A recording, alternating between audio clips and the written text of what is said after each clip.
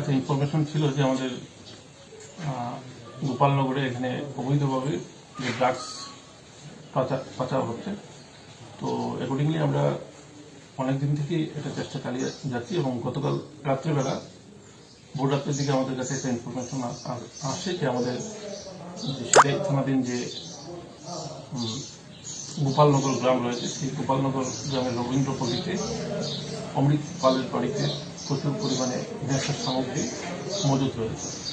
তো accordingly on the basis of that information under the leadership of দ্বিতীয় Mohanpur sir conducted red এবং আমরা এই বাড়িটাতে রেড করি এবং রেড করে দেখতেই পাচ্ছেন প্রচুর পরিমাণে এখানে গাঁজা সহ আরও অন্যান্য ইয়াবা ট্যাবলেট, ক্যাশকাপ এবং ক্যাশ অ্যামাউন্ট অ্যারাউন্ড 56 লাখের মতো আমরা ওনার বাড়ি থেকে রিকভারি করি এবং ওনার এগেনস্টে আমরা NDPS স্পেসিফিক ধারাতে আমরা কেস রেজিস্টার করি।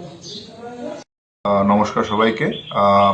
আমাদের ত্রিপুরাতে এখন নেশা বিরোধী অভিযান চলছে এবং আমাদের সিধাই PS এটা শক্ত পদক্ষেপ নেওয়ার জন্য অনেকদিন ধরেই চেষ্টা করছে এবং মাঝে আমরা সফলতা পাচ্ছি। আজকে 22 তারিখ ভোর রাত্রে আমরা একটা ইনফরমেশন পাই এবং একটা বিরাট সফলতাও পাই।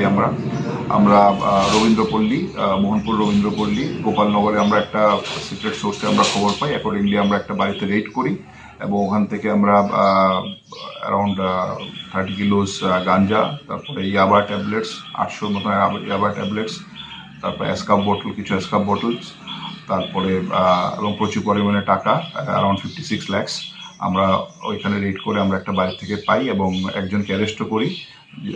ওনার নাম অমৃত পাল, যাকে আমরা অ্যারেস্ট করি এবং একটা ওই কেস রিলেটেড আমরা একটা গাড়ি সিজ করি, ওমনি ভ্যান।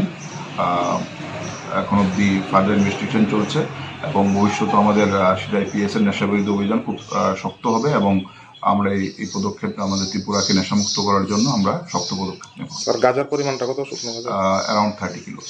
স্যার, কোন জায়গায় বলেছেন আবার নামটা? রবীন্দ্রপল্লী, গোপালনগর। গোপালনগর রবীন্দ্রপল্লী। হ্যাঁ।